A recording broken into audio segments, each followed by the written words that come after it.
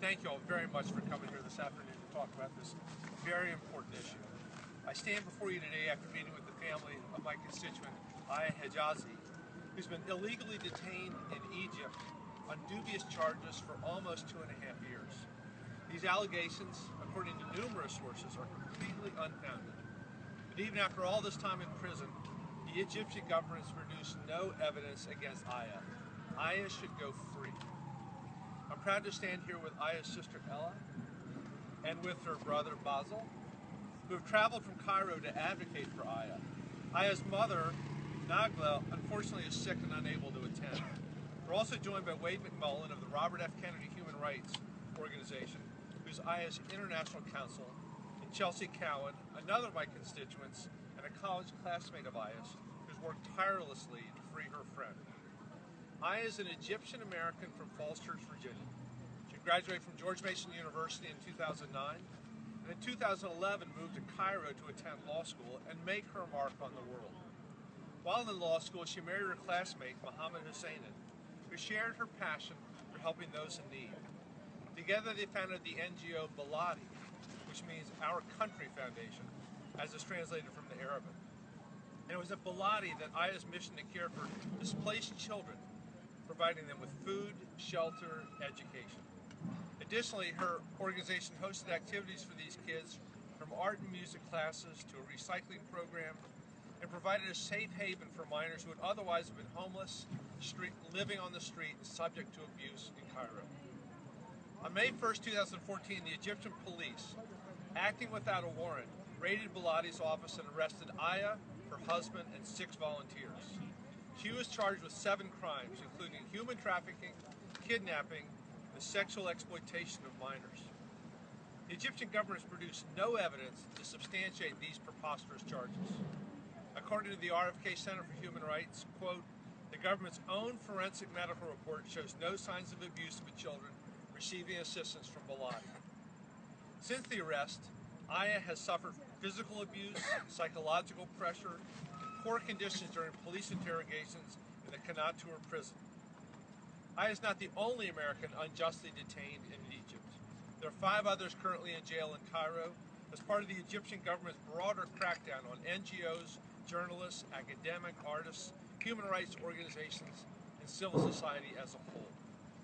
Aya's almost 2.5 years of pretrial detention represents a clear violation of Egyptian judicial and international human rights standards as defined by the United Nations and the African Union.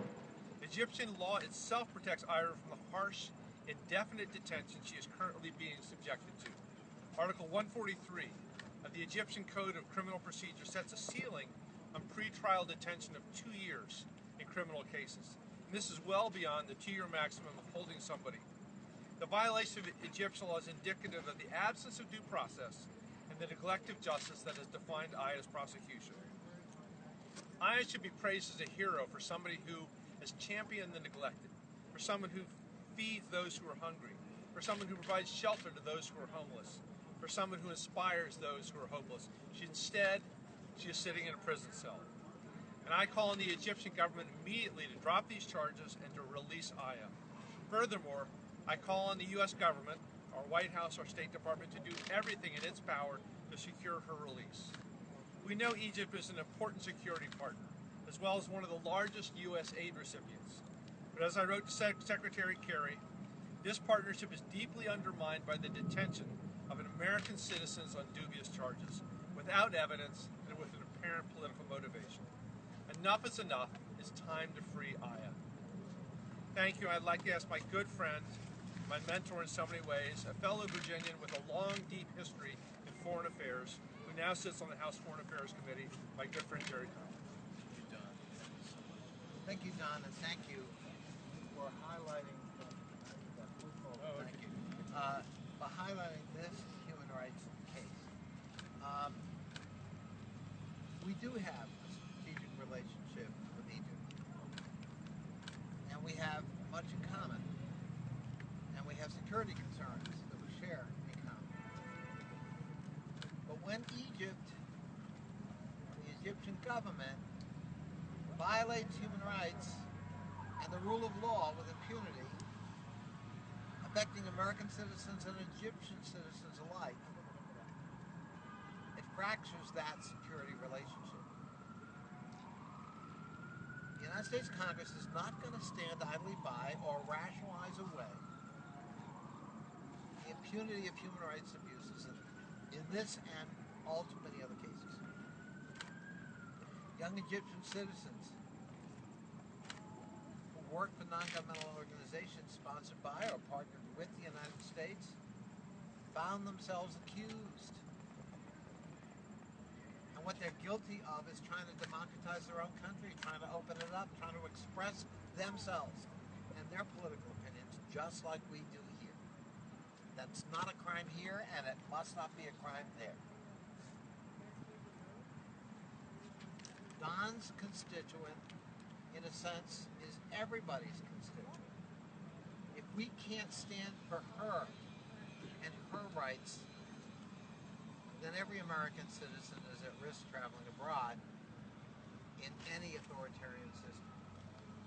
And that's why the stakes here are so high for Americans, for American values, and I would say for American foreign policy. The Egyptian government mistakes American resolve. Apparently its calculus is we care so much about the broader 30,000-foot level relationship, we won't get into the weeds about individual human rights. Wrong. That's why Don and I are here. That's why family members are here. That's why a representative of the RFK Center is here to remind our fellow citizens and other governments, especially that of Egypt, we're not going away. This case will continue to be elevated. I certainly pledge to do everything in my power as a member of the House Foreign Affairs Committee, as Don pointed out, to make sure my colleagues are aware of this and are pressing the Egyptian government at every opportunity.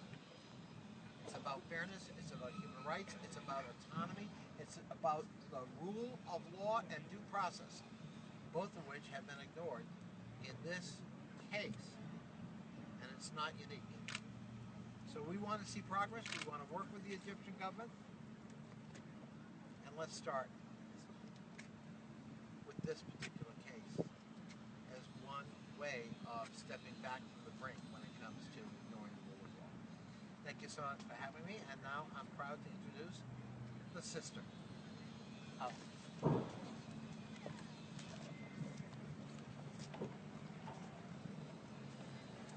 Thank you all for being here. My name is Aya Hijazi. This is my brother, Bessen. We're here to speak to you about our sister, Aya Hijazi. We're standing here for our mother, who unfortunately was not able to be here today because the immense stress of this ordeal has been very taxing on her, and she's felt ill and has been bedridden for the past 3 days. Before I start telling you a little bit about Aya, I would like to extend our utmost gratitude to our representative, Don Beyer. In the early part of our journey advocating for Aya, we struggled at times with getting our voice heard. Congressman Beyer was among the first who heard us and who believed in Aya and championed her case. We are thankful for his numerous private and public efforts on Aya's behalf. We're also very thankful to have Representative Connolly here with us and for all your work and joining efforts with Representative Beyer. Thank you so much for coming today. We also appreciate the attention that Senator Warner and Senator Kaine have all given to Aya's case, especially since we know that Senator Kaine is very busy right now. I especially want to thank, where is she? Miss Chelsea, there you are, Miss Chelsea Cowan, Aya's classmate from George Mason University.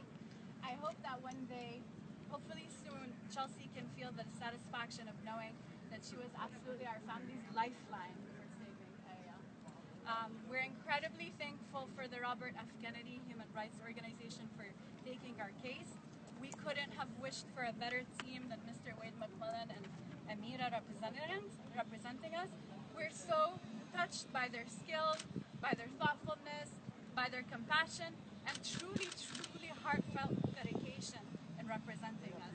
We're also very thankful for all the efforts of the Egyptian NGOs that they have been talking about the past 2 years, who worked tirelessly in advocating for us domestically, in Egypt, and around the world. Now, a little bit about our family.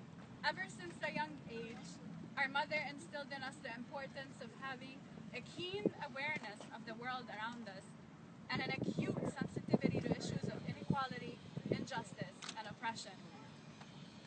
She also made us aware of our privilege of mobility and our privilege of education, and the responsibility that comes with that privilege to serve others.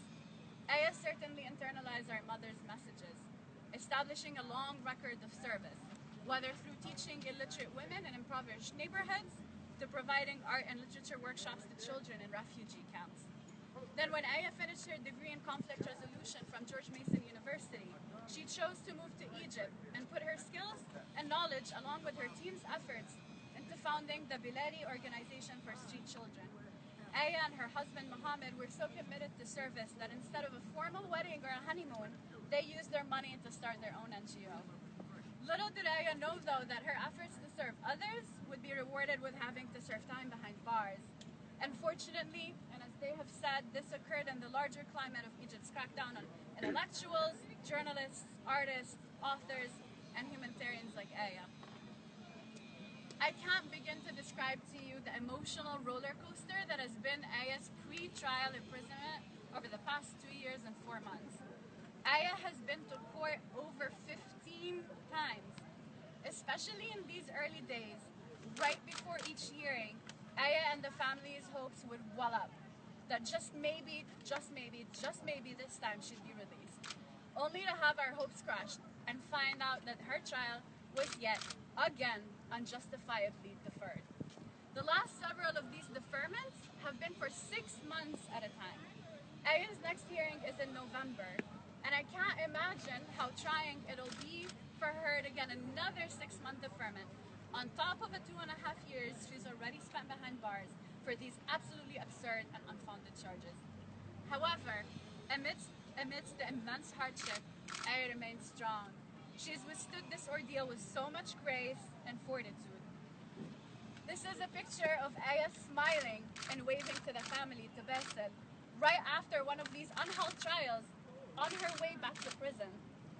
We've heard time and again that Aya's smile in the context of such misery has provided us all with a hint of assurance that maybe it's okay to be a little optimistic.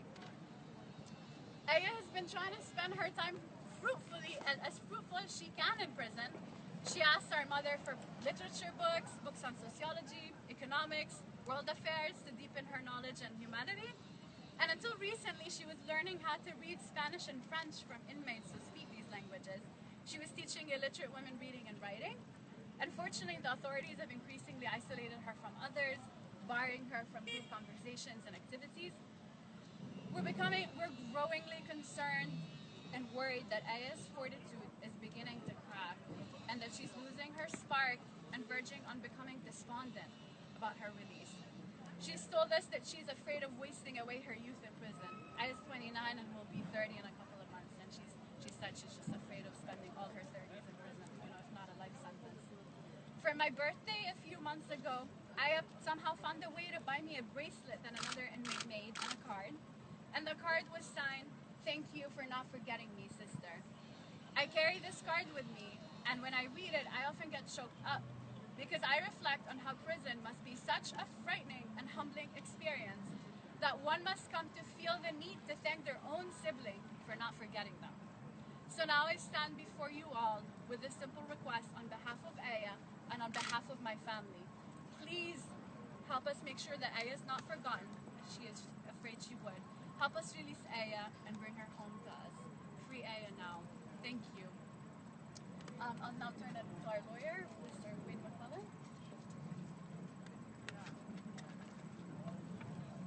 Hi everyone. I'll be brief. My name's Wade McMullen and I'm managing attorney with Robert F. Kennedy Human Rights, and I serve as international counsel for Aya Hijazi, her husband Mohammed, and the family. I'm really honored to be here today with Alumna and Basel, with Representative Beyer and Representative Connolly, and with Chelsea as well. Robert F. Kennedy Human Rights was founded in 1968 to carry on the legacy of Bobby Kennedy, not only at home but around the world. And today, in countries from the Dominican Republic to the Democratic Republic of Congo, We are fighting for the ability of civil society to do their job, to speak out against injustice, and to carry on the really important work that's necessary for any healthy democracy. The case of Aya Hijazi is a paradigmatic example of what goes wrong when a government starts seeing civil society not as a necessary element for a thriving democracy, but a threat to their control on power. Aya herself is a humanitarian. And just to give you a little bit of an example of what she has faced, I want to take you through the case and how her human rights and Egyptian law has been violated at every stage. On May 1st, 2014, Egyptian security forces stormed into the offices of Baladi Foundation. They arrested Aya, her husband Muhammad, and they detained them along with other workers at the foundation. They kept them incommunicado with no access to lawyers, no access to their family at first. Then they questioned them. Security forces threatened Aya. They physically assaulted her and her husband. They said very vulgar things to her. Then they decided to charge her with 7 trumped up bogus charges. To give you an example of just how bogus these charges are, the government accuses Aya and her husband of trafficking children to use them in protest, both in support of the Muslim Brotherhood and the April 6th movement. Anybody who knows the local context in Egypt would know that there is no way that this could ever happen. The government's own forensic experts, they have debunked the charges that involve sexual assault or any kind of physical abuse of these children. Yet the charges remain. The charges remain because, as we all know, as an American citizen, Aya is targeted for political purposes and propaganda purposes by the Egyptian government. And that's why we're here today. Not only should Aya not face trial, not only should these charges be acquitted, but she must be released right now because she's been held not only in violation of her internationally recognized human rights, but of Egyptian law that the government itself is not even respecting. So with that, I'll just bring that to a close. We're here to answer any questions. But just to say before I do, that Aya is a model citizen. She's the type of citizen that any government should be proud to have and to claim as their own. But instead, now she's being targeted and used as propaganda for a government who increasingly sees civil society and youth as a threat. And so that's why we're here to ask the U.S. government, the Egyptian government, and anybody who can to help see that Aya is released immediately and that she can come home to her family and continue her work of service to others. Thank you so much. And now I'd like to bring up a friend of Aya, a classmate of hers from George Mason University, who's been one of her fiercest advocates here for us, for the family, and for everyone involved, Chelsea Cowan.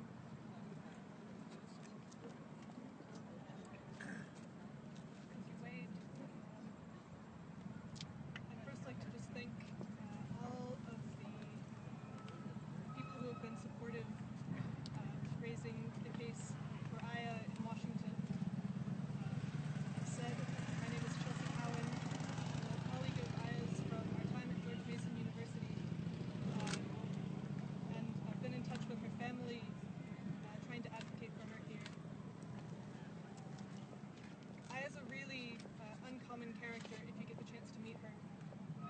Her passion is only matched by her level of action that she's willing to put behind it. It's with that ambition that she aims to help vulnerable children. It's no easy task. As her friend, I know her to be humble, hardworking, and an asset to any community. Her work was based on her belief that children deserve a supportive and safe environment to learn, grow, socialize, and become productive members of their society. This is a belief that she stands beside with calm perseverance in the face of great sacrifice. And these are values and ideals that I'm proud to see carried forward, no matter where she is in the world. But she deserves better treatment than she's received. I was moved to support Aya and get in touch with her family after reading a letter that she had sent from prison after she had been accepted for her master's studies at the American University in Cairo. She wrote to one of her professors at George Mason, and I hope that you can also be inspired by her words and her call to action. she asked to remind them, upon her reflections in prison, to not belittle the little you can do, that little things matter greatly and profoundly, that things can change. Thank you. We'd be happy to take a few questions. Yes, please. What response are you getting from the Egyptian government? On the one hand, it seems like the U.S. ought to have a ton of leverage. On the other hand, it seems like maybe no leverage at all. I don't know specifically what the Egyptian government has done, except we know that Aya has not been released. The State Department has assured us, even today, that she's being visited regularly by the U.S. ambassador's mission there, that the State Department is trying to do everything they can within sort of normal operating procedures. I think what Congressman Connolly and I want is for them to do everything they can plus, because it's just unconscionable to be holding an American citizen for almost 2.5 years without charges. To what extent do you believe that the continued incarceration of Aya Hijazi is an indictment not just of the Sisi government, but also of the Obama administration, having evidently failed so far to bring about the release of Aya or to bring about change in her detention conditions? And I have one for you, sir. Given the extent of the important strategic stuff that you mentioned in the relationship between Egypt and the United States, what practical tools does the United States have to bring about change in individual cases of human rights abuse, such as what's happening to Aya Hijazi? To give you a sentence, I'll turn it over to Congressman Connolly. I think we clearly pointed out that there's a balancing act going on here. Egypt is a very important ally for us in the Middle East, an important partner in peace with Israel, one of our largest aid recipients. So it is frustrating that we can't get them to act on this particular piece of it. And we just have to press the Obama administration and our State Department to do all that they can. You know, I've been around Washington a long time, and people are incarcerated all over the world, American citizens, on Republican and Democratic administration watches. To me, it's unhelpful and a cheap shot, frankly, to even invoke President Obama's name as if this were his failure. Most certainly it's not. But it is a failure of the Egyptian government to abide by a rule of law and to allow for due process of its and our citizens. And so what can we do? Well, we've got lots of leverage, but hopefully we can have a civil dialogue with the Egyptian government about the rules of engagement, about what it means to be a democratic society, how we promote civil society. That's an American value. We think that's a universal value, and we're going to insist on it in all of our bilateral relations, including with Egypt. They're not going to get a pass. And just in case anyone at the State Department might forget that, there's Don and me and our colleagues here in Congress. We are a branch of government, and we care passionately about this. We want the relationship to flourish, but it can't flourish with this kind of behavior. Yes, please. Is there an expectation that Aya will be released ahead of President Sisi's appeal at the UNGA meetings? They have announced that they will be releasing prisoners. Or is there hopes that she will be amongst the 100 or so? There are certainly hopes, but no necessary expectation. And we just want to make sure that we make the strongest possible case for her release right away, and not tying it to UNGA or anything else. Yes, people that can't understand, I guess, they sort of trumped up charges and how they is there any background you can give on? Is it just wholly manufactured out of nothing? Was there some grain of truth that got twisted around in some context? Sure, yes, I can speak to that. I know for us here, potentially as an American audience, we might not even fathom the extent of how absurd some charges can be, but I think anyone unfortunately familiar with the current Egyptian context and climate would understand that there's a lot of creativity and stretchiness in the charges, and we, as her family, as her siblings, absolutely hold that there's zero granular of truth. I think just opening up any newspaper and reading lists of charges would show that there's a capability of fabricating ones like that and even worse. So, could I just add to that? This is a pattern in the post-Arab Spring Egypt. remember, back around, I think, 2010, the then Egyptian government arrested both American and Egyptian young people who were working in non-governmental organizations to promote democracy, to promote civil dialogue and civil society. That's what they were guilty of. And they were often sponsored by or associated with American organizations like the National Democracy Institute and the International Republican Institute, funded by the United States Congress. Hardly subversive organizations, and they were hauled before kangaroo courts. They were put in cages that were televised to shame them in front of their families and their towns and villages where they came from, their neighborhoods, all designed to deter and to essentially suppress this kind of expression, which here is called community organizing. And it's shameful behavior. And this, unfortunately, is part of that pattern. And we're going to call it out until it stops. Yes, please. For the sister, can you tell us when was the last time that you spoke to her, and what did she say to you?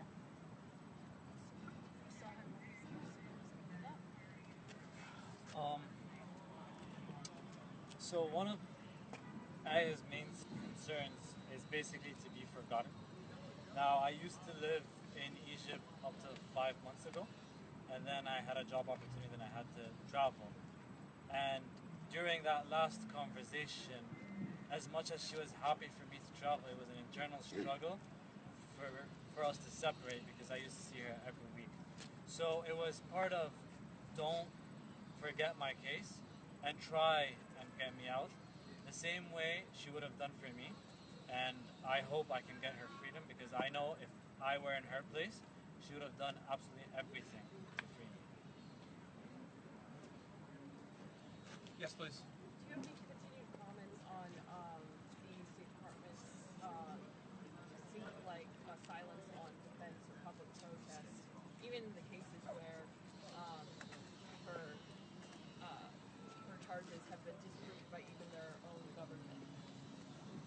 The Defense Department rather than the State Department? Yes, State.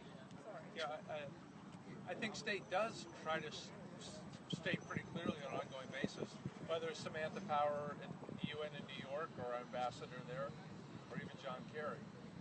There is lots of jawbone voting going on. We just want to make, but so far it hasn't freed Aya, it hasn't freed many other Americans currently being held in Egypt. And the central part of the reason today is to continue to put the pressure on the Egyptian government. Let them know it's not just State Department, it's also the U.S. Congress that's very concerned about this.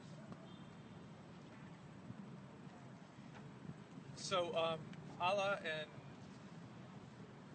Basil and Wade and Chelsea and I all be available for interviews. And thank you very much for coming up this afternoon. Thanks for giving us the attention that the American public needs to see. Thank you.